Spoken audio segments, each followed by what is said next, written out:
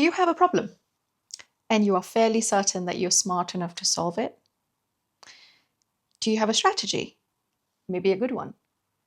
But nothing is changing. Maybe it's time to take a step back and review the questions.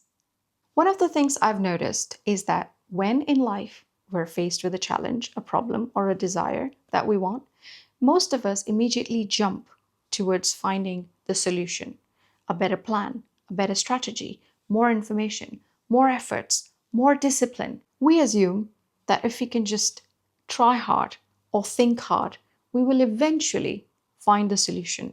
We will eventually get that door to open. Sometimes that is true, but other times, however, we have to look at what's not working. Sometimes we're trying really hard in order to find an answer to a question that was never meant to take us where we really wanted to go. Why, you ask? Because every question has an assumption. And assumptions are a funny thing. Assumptions are unconscious. For example, you can ask, how do I become successful? Well, it's a reasonable question. You have so many ways to become successful. You can apply for a new job, flatter your boss to give you a promotion, upskill yourself, take an entrepreneurship route. However, if nothing of this works, it's intelligent to take a step back and look at the question itself from different perspectives. Other perspective questions could be, what is success to me? Why do I want to be successful so bad?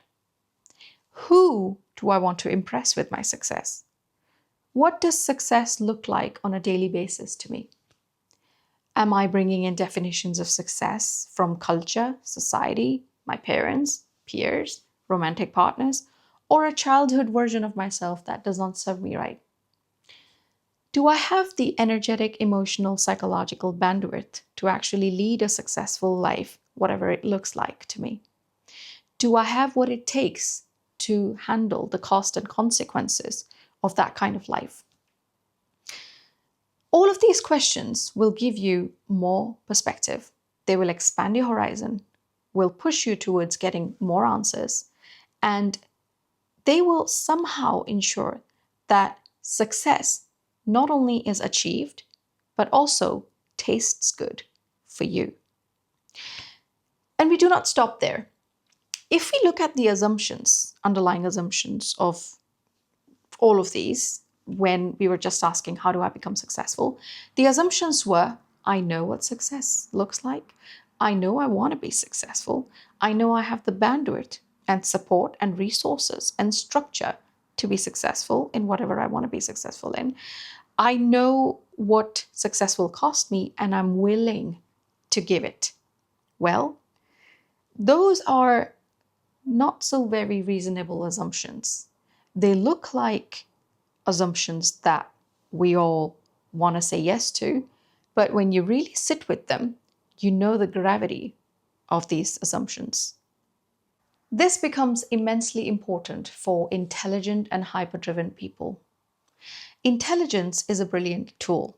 However, if left unchallenged, intelligence itself can become a trap. It is because intelligent people are creative problem solvers. They are really good at finding solutions. So good sometimes that they rarely stop to question the question itself. And so sometimes, not always, sometimes, hyper-intelligent or hyper-driven people can become so fixated at trying to find a solution to a specific problem where they're actually becoming good at working on a wrong problem. I have seen people spend years in questions like, I want this, but I know it's bad for me. How do I stop wanting it? It's a good question to ask, but if you're not getting answers, if you cannot change it, then it's beneficial to take a step back and look at the problem and add more questions.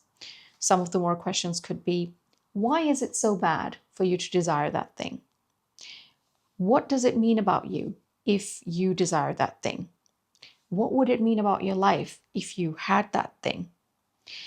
What does it mean about other people who have that thing? Do you judge them? Would you judge yourself? Can you forgive yourself for wanting it at least? Who or what would you have to let go of in order to have that thing? Are you allowing yourself to have that thing? Do you think you probably don't deserve that thing? Maybe that thing also wants you, the same as you want that thing.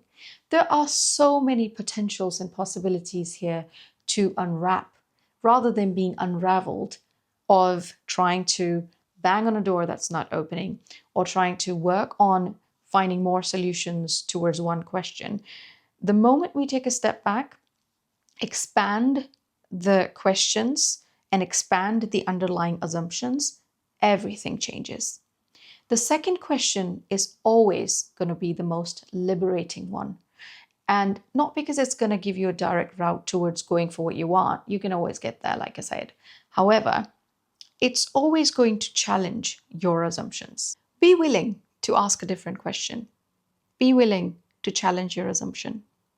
It can be really scary because we can have our own paranoias, fears, vulnerabilities that might come up. And most of the times, people do not really want to look underneath. We do not want to look at these assumptions that we're holding. We do not want to look at other perspectives and other questions of something that we really want. And why is that? Because challenging assumptions and looking at something from different perspectives or asking different questions can bring change. And change is scary. It could be that you really deserve that thing that you want. Or it could be that you really, really do not want what you think you want. Life is a dance of closeness and distance, longing and fear, rhythm and misstep. Sometimes we step on other people's toes while learning the music of being human. And other times we trip over ourselves.